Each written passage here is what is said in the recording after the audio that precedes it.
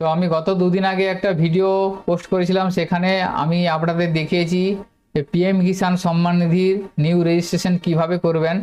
অর্থাৎ আপনাদের যদি পিএম কিষাণ সম্মান নিধি যোজনার সুবিধা না পেয়ে থাকেন, আপনাদের যদি 2019 সালের আগের রেকর্ড বা জমি থেকে থাকে, তাহলে আপনারা পিএম কিষাণ সম্মান নিধির যে ফার্মার রেজিস্ট্রেশন আপনারা অনলাইনে কিভাবে করবেন এবং অনলাইনে করার পর সেটা আপনাদের জনকল্যাণ শিবির অথবা এডি অফিসে জমা করতে হবে ডকুমেন্টস সহ, সেটা আমি আপনাদের আগের ভিডিওর মাধ্যমে দেখিয়েছি।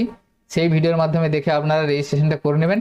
তো এই রেজিস্ট্রেশন করার পর অ্যাপ্লিকেশন যে প্রিন্ট বেরাবে, সেই প্রিন্ট আউটের সাথে আপনাদেরকে একটা অ্যানেক্সার দিতে হবে, বা কি পিএম কিষাণ সম্মান নিধি প্রকল্পের স্বঘোষণাপত্র আপনাদেরকে দিতে হবে। সেটা আপনারা এখন স্ক্রিনে দেখতে পাচ্ছেন।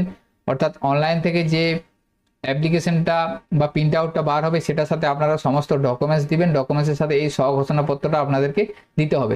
এই স্বঘোষণাপত্রটা আমরা আমাদের হোয়াটসঅ্যাপ বা টেলিগ্রামে শেয়ার করে রাখবো। এছাড়াও ভিডিও ডেসক্রিপশনে একটা লিঙ্ক শেয়ার করে রাখবো, সেখান থেকে আপনারা এই পিডিএফটা পেয়ে যাবেন। আপনারা যদি পিএম কিষাণ সম্মান নিধির নতুন রেজিস্ট্রেশন করে থাকেন, তাহলে আপনারা এই স্বঘোষণাপত্রটা ফিল আপ করবেন। ফিল আপের জন্য প্রথমে আমি, শ্রী বা শ্রীমতী এটা সিলেক্ট করবেন, তারপরে এখানে নামটা লিখে দেবেন। অর্থাৎ PM Kisan Samman নিধির farmer registration করার সময় যার নাম দিয়েছেন তার নামটা এখানে লিখে দেবেন, অর্থাৎ কৃষকের নামটা লিখে দেবেন। লেখার পর পিতা বা স্বামীর নামটা এখানে লিখে দেবেন।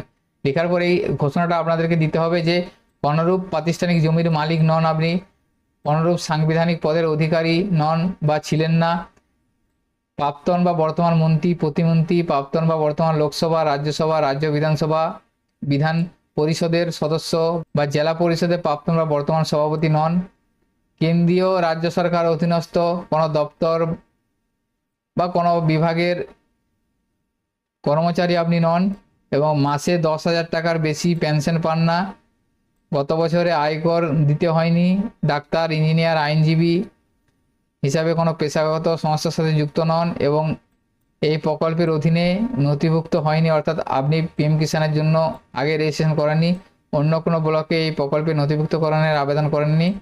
এই 9টা ঘোষণা আপনাকে দিতে হচ্ছে। দেওয়ার পর আপনারা এখানে তারিখটা দিবেন, তারিখ দেওয়ার পর এখানে সই করবেন। অর্থাৎ ওই ফার্মারের সই করতে হবে, নাম দিবেন এবং ঠিকানা দিবেন। ঠিকানা দেওয়ার পর নিচে আধার নাম্বার, মোবাইল নাম্বারটা দিয়ে দিবেন।